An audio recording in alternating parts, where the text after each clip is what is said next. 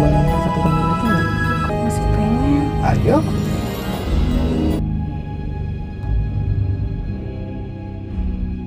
Berlatar di sebuah warung, kisah pun dimulai. Di sana terlihat seorang janda kembang dengan bodi aduhai bernama Sunarti. Paras cantik yang dimilikinya, sayangnya tak selaras dengan nasib percintaannya. Diketahui dia sudah gagal 4 kali dalam rumah tangganya. Dan di warung tersebut, Sunarti kembali berkenalan dengan seorang duda bernama Hamdi. Narti, sini bentar. Narti, ini Hamdi teman aku. Dia udah lama ditinggal sama istrinya. Kalian kenalan aja, siapa tahu cocok. Sejak perkenalan itu, ternyata keduanya sama-sama memiliki perasaan suka. Sehingga Hamdi pun memberanikan diri datang ke rumah Sunarti untuk melamarnya supaya dia jadi istrinya.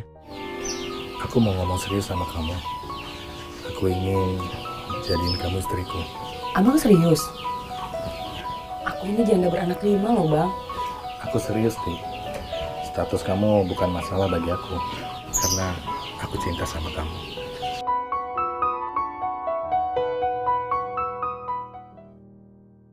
Singkat cerita, 3 bulan sudah mereka berpacaran, hingga akhirnya mereka pun kini resmi jadi pasangan suami istri.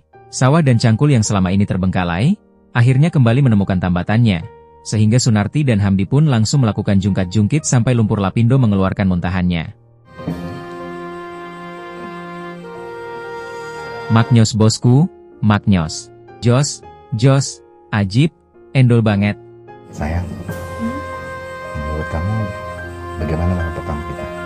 Abang mantap banget bang. Makasih ya bang. Tapi aku masih boleh minta satu gambar lagi nggak? Aku masih pengen. Ayo. Beberapa tahun kemudian, rumah tangga mulai sedikit ada ketegangan. Waktu itu Sunarti menemukan uang selip di laci suaminya. Sunarti pun kemudian menanyakan status uang tersebut, namun apa yang terjadi? Ini uangku. Uang dari mana? Bang, ngaku. Buat apa kamu ngumpetin uang dari aku? Hah? Buat minum-minum sama teman-teman kamu kan? Iya kan? Paham ya? Keharmonisan rumah tangga mereka kian hari kian memburuk. Waktu itu Sunarti lagi pingin sekali mainin panakol beduk di sawahnya. Namun Hamdi menolaknya, karena panakol beduk miliknya kini sudah tak bisa berdiri lagi, sehingga membuat Narti pusing 7 keliling.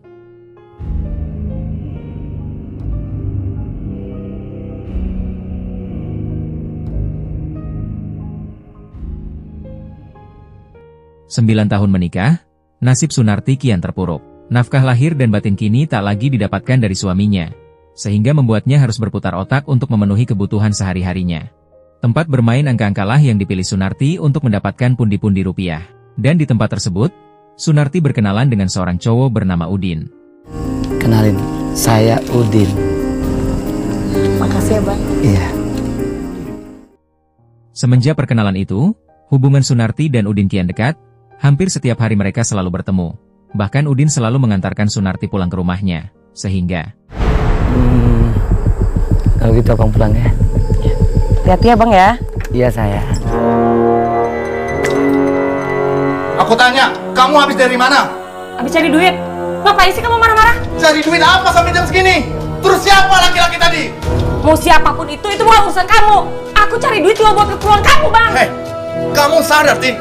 Kamu tuh udah punya suami. Mana ada istri pulang jam segini sama laki-laki lain? Apa kata orang nanti? Aku gak peduli apa kata orang. Aku capek.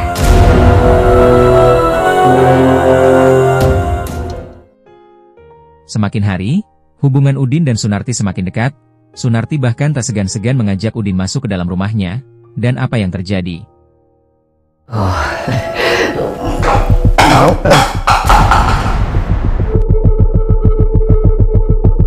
Makanya pelan-pelan.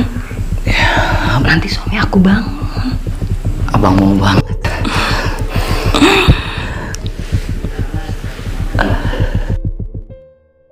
Besok paginya, Hamdi pun berusaha menanyakan pada Sunarti, siapa lelaki yang semalam berduaan bersamanya itu. Namun apa yang terjadi? Semalam aku dengar dengan jelas ada suara gelas jatuh. Terus suara orang ketawa-tawa. Abang ngigo? Kalau emang ada gelas jatuh, pasti ada bekasnya bang. Ini mana? Gak ada kan? Semakin hari hubungan Sunarti dengan Hamdi semakin renggang, Sunarti kini jadi sering pergi keluar dan lebih milih bersama Udin.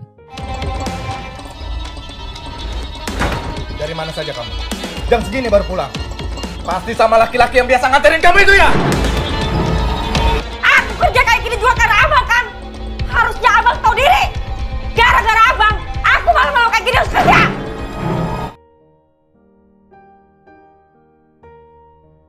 Hingga pada suatu malam kesabaran Hamdi kembali diuji, lagi-lagi dia memergoki sang istri pulang dengan diantar lelaki lain, dan apa yang terjadi?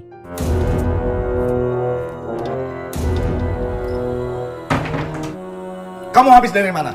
Hah? Kamu gak capek apa nanya itu terus? Kamu selingkuh kan dari aku? Iya, aku selingkuh, Bang. Puas kamu. Lagi pula, kamu udah gak bisa muasin aku lagi kan? Hah? Kamu berani ngomong kayak gitu? Supaya kamu tahu diri, Bang. Jangan salahin aku kalau aku cari laki-laki di lain. Dasar wanita kegatelan! Gak tahu malu! Ah! Ngajar kamu, Bang. Kamu yang gak tahu diri. Dasar laki-laki Tak gak mampu berguna. lagi menahan emosinya, Sunarti pun akhirnya dimaotkan oleh Hamdi.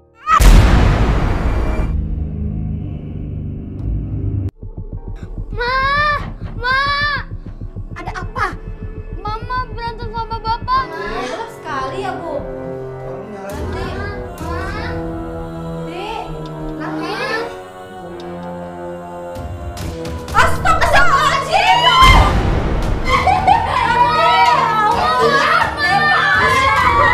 Dan di akhir cerita Hamdi pun akhirnya ditangkap polisi, serta dijerat pasal 338 dengan ancaman hukuman 20 tahun penjara. Tamat dengan ending yang sangat-sangat membagongkan. Apa nih Pak? Anda telah membunuh Sunarti. Ada apa? Tangkap! Pak! Pak, lepasin! Pak!